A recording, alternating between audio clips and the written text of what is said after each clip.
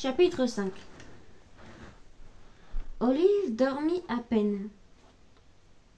Dans le sommeil agité, elle vit des piles tourbillonnantes de livres et des messages écrits à l'envers sur des tiroirs. Parfois, il disait « Le livre des sorts est dans le Blugebook » et autres absurdités inutiles. D'autres fois, c'était « Ma maison appartenait à des sorciers » et le message se réfléchissait sous ses yeux de miroir en miroir, la plongeant dans une toile de mots sans issue, qui tressaillait autour d'elle et dans laquelle elle s'engluait prisonnière. Seul, le livre pourrait l'aider, la protéger, sauver Morton. Il fallait le trouver avant que quelqu'un d'autre ne tombe dessus. Elle battait des mains et des jambes. Son cœur s'emballait de panique. Le livre battait son pouls, résonnant, sous son crâne. Le livre, le livre, le livre. Soudain, un sifflement. Olive se réveilla en sursaut et se rendit compte qu'elle s'était follement débattue dans les draps.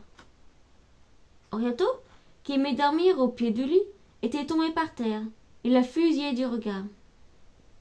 « Désolée, Oriato, murmura-t-elle. « Un cauchemar. »« Je vois, » grogna le chat. « Ne t'en fais pas pour moi, surtout. Même s'il est plus difficile, incontestablement, de retomber sur ses pattes quand on est endormi. Pardon. » Il remonta sur le matelas, laissa beaucoup de place entre les pieds d'Olive et lui. « J'ai fait une bêtise aujourd'hui, » dit Olive, en serrant Hursley, son vieil ours en peluche, fort contre son épaule. « Tiens donc, » murmura le chat. « Et je n'arrive pas à dormir à cause de ça. Je n'arrête pas d'y penser. »« Ça me semble très productif, » ironisa le félin en s'installant sur les couvertures. « Il y a un petit garçon chez Madame de Way, » poursuivit-elle en dépit du soupir exaspéré d'Oriato. « Et c'est lui qui m'a parlé du grimoire, mais seulement parce que... » Sa voix se rétrécit en un filet. « Je lui ai parlé des McMartin. » Oriato se retourna brusquement. « Qu'est-ce que tu lui as dit, au juste ? » Seulement qu'il y avait des sorciers dans la maison. Je n'ai même pas dit leur nom. Elle frotta son menton contre Hursley, ce qui la réconfortait d'habitude, mais pas ce soir. Je ne sais même pas ce qui m'a pris, dit-elle. Oriato, tourné vers la fenêtre, demeura silencieux. Le clair de lune se réfléchissait dans ses pupilles, les faisant étinceler de mille feux délicats. Il vit chez Madame de Way, tu dis ? Oui. Il s'appelle Rutherford de Way. Bon. Il n'y a pas lieu de s'inquiéter, alors, dit-il avant de pousser les couvertures du bout de son museau. Mais si, je m'inquiète. Je n'arrête pas d'y penser, protesta Olive en l'écartant doucement du pied. Oriato, je ne vais jamais me rendormir. Si on allait voir Morton, juste un petit peu, s'il te plaît. Oriato s'éloigna de ses orteils. En supposant que je t'emmène, tu promets de me laisser finir ma nuit sans me balancer hors du lit ? Oui. Je dormirai même sur le côté. Bon. Il sauta par terre avec légèreté et franchit le seuil au petit trot. Olive borda Hursley et emboîta le pas au chat. Le clair de lune dessinait des rectangles clairs au sol. À part cela, le couloir était obscur. Oriato se déplaçait sans bruit. Sur l'épaisse moquette, Olive le suivait sur les pointes des pieds. La maison grinçait, craquait La fillette se fit aussi petite que possible. Ils s'arrêtèrent devant le tableau de Lindenschwitt. « Accroche-toi » ordonna Horatio. Olive saisit sa queue. Dès qu'elle enfonça les doigts dans la fourrure, elle vit la peinture s'animer. Dans la brume, l'herbe se balançait au gré de la brise. Au loin, les lumières des maisons clignotaient. Horatio sauta dans les cadres, entraînant le bras d'Olive, avec cette sensation connue de glisser dans de la gelée tiède. Olive passa la tête, puis les épaules, à travers le cadre, avant de basculer entièrement de l'autre côté du tableau. Elle atterrit dans l'herbe, humide. Le cadre flottait dans l'air au-dessus d'elle. Horatio, qui bien entendu était retombé sur ses pattes, montait la colline vers la rue, où quelques lampes brillaient comme des signaux de bienvenue. Olive se releva et s'empressa de le rattraper. C'est toujours le soir dans le monde de Morton. La version peinte de Lindenschwitt était perpétuellement crépusculaire. Voilée d'un fin brouillard, l'heure ne variait jamais.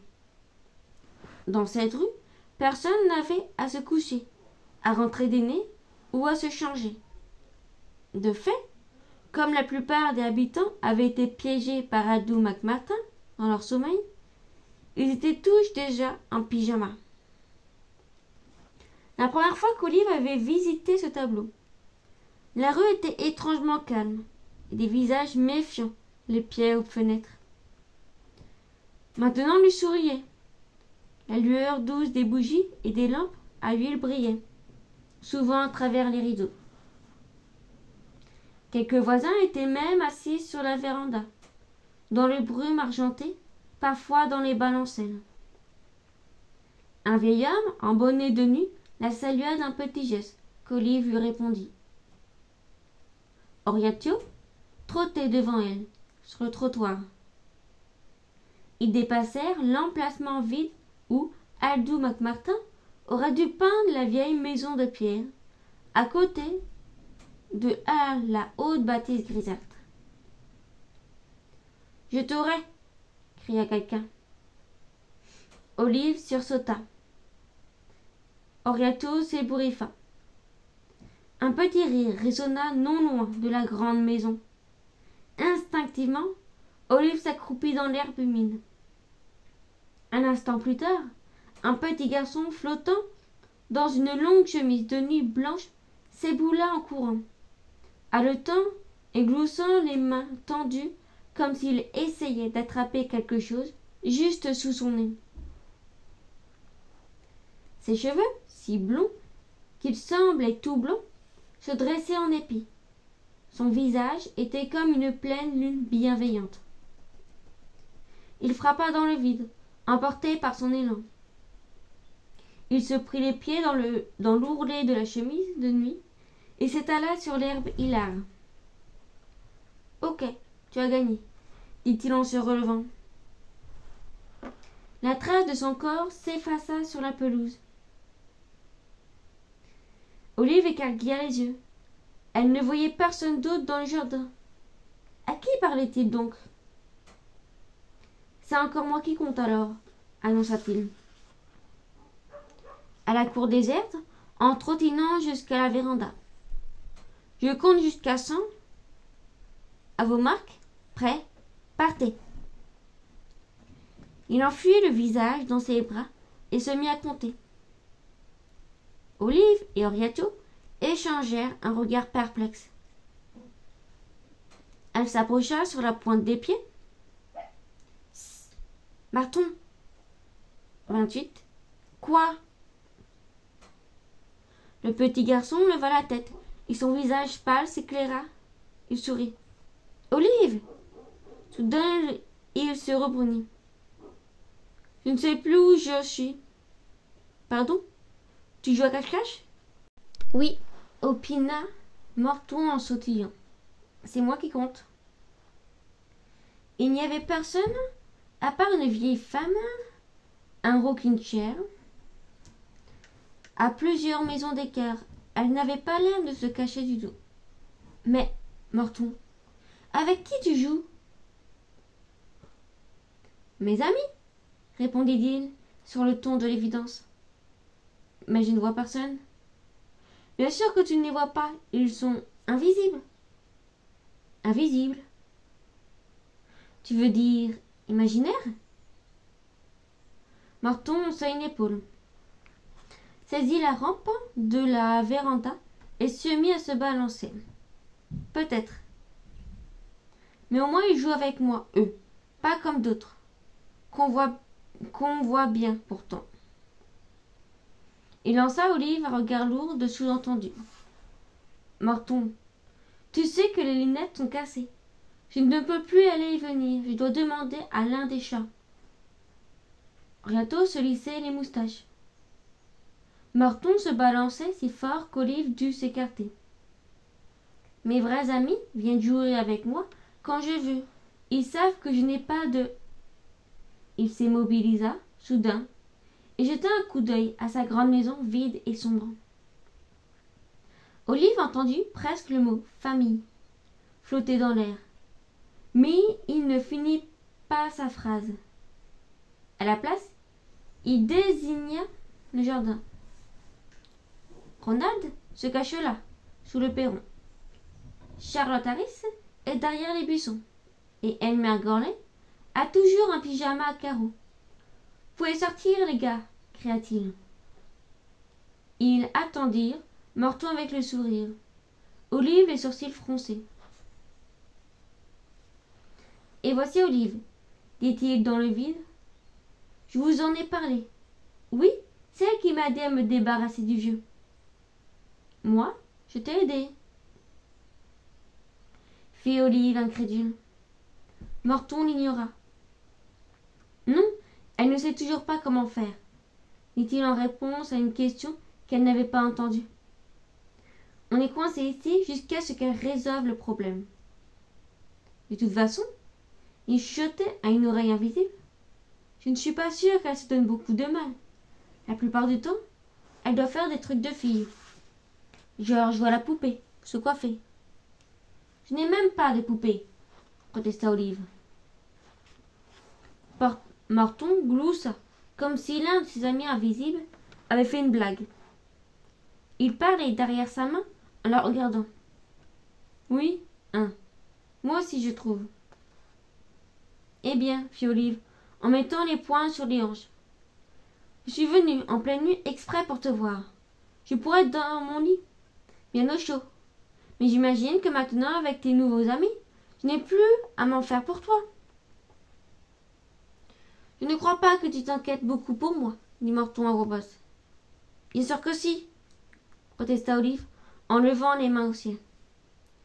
Je n'arrête pas de réfléchir à comment je pourrais t'aider. Mais toi, tu n'es pas coincé ici, alors que moi, si, tout le temps, répliqua-t-il, fixant un poing sur le sol brumeux. Tu sais que si je reste trop longtemps, je serai coincé, moi aussi. Cela sembla le désarçonner. Au mouvement de son menton, Olive suivit ses émotions. Tristesse, puis colère et indifférence. Je sais, rétorqua-t-il en redressant la tête. C'est pour ça que j'ai d'autres amis. Ils resteront avec moi jusqu'à ce qu'il se passe quelque chose. Olive se tendinait sur un pied. Sitôt écrasée, l'herbe peinte se redressait. Je sais, tu sais, je me donne du mal. Il opina, mais refusa de la regarder. Bon, il faut que je recommence à compter. Oh, fit Olive, surprise. Elle recula d'un pas. Morton avait déjà été pénible et grossier dans le passé. Mais il lui avait toujours accordé son temps. Bon, eh bien, fit-elle sans savoir comment finir. Elle se détourna, dans l'herbe, 2 yeux verts étincelaient. « Attends !» Elle retourna vers Morton, l'interrompant encore en son décompte, à l'essai de ne pas avoir l'air blessé, mais simplement pro. « Je voulais te demander un truc. Quand tu étais leur voisin, est-ce qu'Aldou ou Annabelle Martin avaient un livre de sorts ?» Morton sursauta légèrement à l'évocation des sorciers. Par réflexe, il jeta un œil en arrière, qu'il ne changea pas. Un livre bizarre, spécial? Il secoua la tête, mais elle poursuit. Avec des symboles. Ou une encre étrange. Non, je ne crois pas, dit-il. Ok, encore une chose. Connais-tu les Dewey? Bien sûr que non, l'interrompit Horatio, apparaissant comme par magie près de son tibia. Les Dewey ont emménagé ici 50 ans après la mort d'Aldous. Le chat soupira. Olive, j'y vais. Si tu préfères rester ou t'échanger en peinture, fais-toi plaisir. Je n'aurai rien contre avoir le lit pour moi tout seul. Je viens, dit Olive, en s'empressant de le rattraper. Elle se retourna pour faire au revoir à Morton, mais il comptait, le visage dans les bras. Olive suivit Horatio dans la rue, puis à travers le champ. Devant eux, le cadre brillait doucement dans la brume. Morton avait disparu, sans doute lancé à la poursuite d'un ami invisible. Mais sa grande maison grise était bien là. Menaçante et vide, pleine de questions sans réponse. « Horatio, fit-elle, est-ce que Morton avait des parents ?»«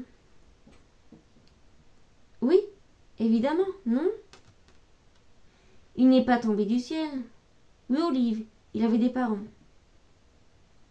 Que leur est-il arrivé ?» Elle essayait de se souvenir de l'âge d'Aldous, d'Annabelle, et aussi de celui de Morton, quand il avait été emprisonné dans le tableau. Puis elle tenta de soustraire ces chiffres à l'année, au cours, tout en marchant d'un pas sur la colline. En arrivant au bout de l'opération, il lui parut fort improbable que 1822 ans soit la réponse à sa question. Il serait très vieux aujourd'hui, non? Horatio haussa les sourcils. Oui, 120 ans. Pour les humains, c'est vieux. Olive ralentit. La brume s'enroulait autour de ses chevilles, emplissant les empreintes que ses pas laissaient dans les rues. Alors, ils sont morts? Horatio s'arrêta. Il détourna la tête pour répondre. Je ne peux pas dire avec certitude ce qui leur est arrivé. Olive se plaça de manière à le voir de face. Horatio refusait de croiser ses yeux. Il paraissait mal à l'aise, très mal à l'aise. Est-ce qu'Aldou leur a fait quelque chose? Demanda-t-elle, sûre de son instinct. Ou toi? L'expression du chat se durcit. Pour être honnête, les parents de Morton ont fait pas mal de bruit quand leur petit garçon a disparu de son lit en pleine nuit. Répondit sèchement. Tu connais les parents, ils sont parfois étouffants. Aldou voulait s'en débarrasser avant qu'il n'attire l'attention sur les McMartin. Olive s'accroupit devant le chat. Il coupa le chemin. Elle le força à soutenir son regard, et peu à peu Horatio abandonna son air froid et sarcastique. Je ne sais pas exactement ce qui leur est arrivé, dit-il, après un assez long silence. Je crois qu'Aldou s'en est occupé, en personne. Occupé? Débarrassé? Elle imagina les parents d'Aldou, de Morton, dans une benne à ordures poisseuses. C'était laid. Henrietto la regardait. Les yeux brillaient, ce qui lui était tout à fait inhabituel. Elle soupira. Au loin, les petites lumières de la rue clignotaient, s'évanouissaient. S'il n'a plus de famille, c'est bien qu'il ait des amis ici, dit-elle, même invisibles. Tant mieux, si c'est ce que tu crois, fit Henrietto.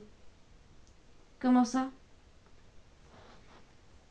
Certaines personnes n'aiment pas partager leur amis, surtout quand un oncle. Je n'ai pas qu'un seul ami, rétorqua Olive en baissant les yeux. Et il y a toi aussi. L'ombre d'un sourire apparut sous les moustaches d'Henrietto, qui se mit à lisser. Je vois. Mais sache-le, je ne jouerai jamais à cache-cache, dit-il en retrouvant son sang-froid. Ok. Ils traversèrent le tableau ensemble. En se recouchant auprès d'Ashley, Olive ne put s'empêcher de penser à Morton et à ses autres amis. Même en rêve, elle le vit, debout devant son immense maison vide, sans père ni mère. Il courait dans les champs, embrumés, après un ami qui n'existait pas, tandis qu'elle, elle était coincée dans ce monde-ci, sans pouvoir lui rendre visite.